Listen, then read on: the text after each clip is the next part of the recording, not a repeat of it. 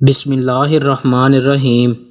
حضرت مکی ابن ابراہیم نے بیان کیا کہ میں نے رسول اللہ صلی اللہ علیہ وآلہ وسلم کو یہ فرماتے ہوئے سنا کہ جو شخص میرے نام سے وہ بات بیان کرے جو میں نے نہیں کہی تو وہ اپنا ٹھکانہ جہنم میں بنا لے۔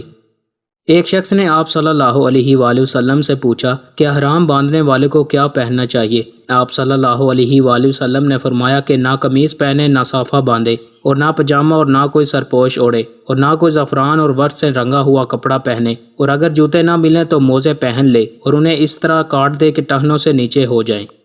سلیم نامی ایک عورت رسول اللہ صلی اللہ علیہ وآلہ وسلم کی خدمت اقدس میں حاضر ہوئیں اور عرض کیا کہ یا رسول اللہ تعالیٰ حق بات بیان کرنے سے نہیں شرماتا، اس لیے میں پوچھتی ہوں کہ کیا احتلام سے عورت پر بھی غسل ضروری ہے؟ آپ صلی اللہ علیہ وآلہ وسلم نے فرمایا کہ ہاں، جب عورت پانی دیکھ لے یعنی کپڑے وغیرہ پر منی کا اثر معلوم ہو۔ تو یہ سن کر سلمہ رضی اللہ عنہما نے شرم کی وجہ سے اپنا چہرہ چھپا لیا اور کہا، یا رسول اللہ، کیا عورت کو بھی احتلام ہوتا ہے؟ آپ صلی اللہ علیہ وآلہ وسلم نے فرمایا، ہاں، تیرے ہاتھ خاک آلود ہوں، پھر کیوں اس کا بچہ اس کی صورت کے مشابہ ہوتا ہے، یعنی یہی اس کے احتلام کا ثبوت ہے۔